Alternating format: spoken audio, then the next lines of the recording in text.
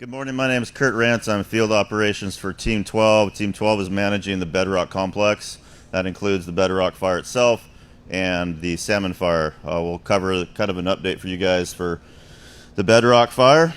And as you recall, we've kind of been going around the clock from Alpha. We're going to start in Yankee here today because that Yankee and Alpha are kind of starting to coordinate a little bit here. Overnight, not a lot of action and continual burning overnight on the night shift last night. They were kind of holding what they burned yesterday afternoon into the evening, which was a successful operation. They did a little bit of additional burning on Lehman. I'll talk about that as we get there. So in Yankee, Division Yankee is kind of the southwest corner that we've been calling the boot. That's looking really good. All that line is still really secure. No heat, just patrolling that.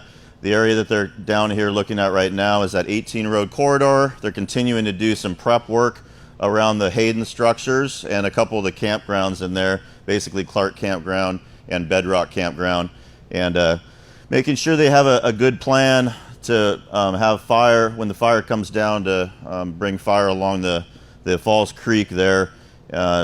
Yesterday afternoon, they had some heat actually start to generate down towards the bottom there on the fire edge in Bedrock and Slit Creek when the winds shifted a little bit and started pushing down the drainage. They were able to get some helicopters and keep that in check a little bit. We'll be looking today at a plan to make sure that we bring fire, ease fire down there in a controlled manner. They're coordinating with Division Alpha, which is this whole northwest side here, and they're where most of the firing operations have been going on. So up in Alpha yesterday successfully burned out from this area right in here. This map isn't updated since we haven't got the data yet, but there's actually fire down all the way to this east-west part of the road there around this spot right here. So what that enabled them to do was bring fire fairly deep off the line to get at the head of these drainages, and actually yesterday afternoon, and it continued through the evening, the main fire was kind of meeting with the fire that they had lit and generated some heat in there and cleaned up, and that's really our goal. So very successful last night. The plan for today in Alpha is to continue to bring that down this afternoon when the conditions are right, and they'll continue to do the same thing with the goal of having fire in here, and that would block off if anything decided to want to run up from the bottom. That would kind of play as what we call a catcher's mitt there, so the fire couldn't run over the line. So we'll move around to Division Juliette. Juliette's been getting a little bit calmer at this point. At the top, they cleaned out a little bit yesterday, and this whole section up top is looking really good. So they continue to do some mop up in there and patrol and a little bit of snagging, hazard mitigation. Moving around to the rest of Juliette, which moves across the top to this big division break with Lima, you see right there. They're monitoring this. It hasn't moved in probably a couple weeks, but they are going to look at doing a little bit of hand line in here at the top near the division break, just in case something surprises us, and we got a plan for that.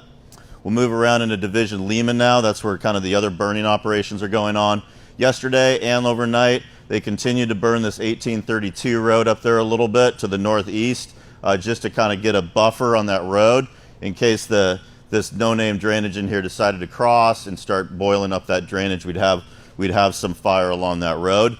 The plan for this afternoon is to actually start in more of an organized firing operation from up here at the high point and bring fire around the head of No Name Creek drainage and try to get some fire backing down and buffering out the head of that drainage so as to we can protect this. Same concept as over here. If this fire decides to come up, when it runs up at the line, we'll have a good buffer of black there that it'll run into.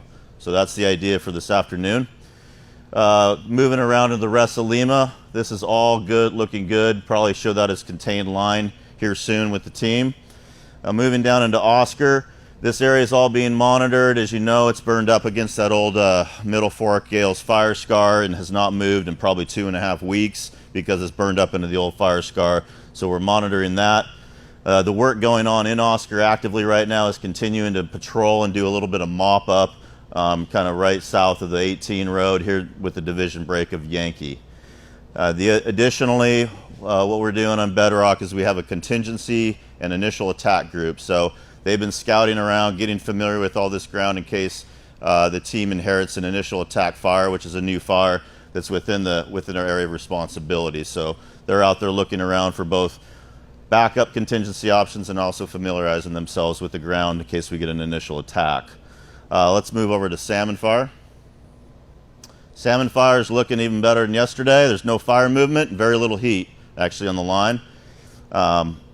The west flank, basically it's all one division now. They have a few resources in there that are patrolling it and mopping up as needed. The main work going on here is kind of a contingency line that we talked about yesterday. That's this 24 road. They're starting today with some logging equipment and doing kind of a shaded fuel break and prepping that line with masticators from the 2409, which is off the map there, and working down to the southwest. That's about it for Salmon Fire. It's looking really good. A couple notes. We don't need to back up to their map, but there's a question about the 18 road and the impacts to the campgrounds there, specifically Puma. Fire did go through those areas. I've been personally into the Puma campground. It got burned. It's kind of a mosaic. It wasn't a really hard burn. And what little infrastructure there is in Puma is largely been retained there. So it's not an unusable campground, but that's going to be a long time before that 18 road gets open to the public. That's, I can't speak for when, but typically when you have a fire go through here, creates a lot of snags. Those hazards need to be mitigated, and we haven't been able to do that to the level that we need to for the public access. So Puma campground is still there. It'll be open sometime in the future, but it's going to be a while for that. Kind of the same sort of thing for Bedrock in there as well for that campground. And then speaking of the weather, as you guys know, we're expecting some hot and dry weather coming up here.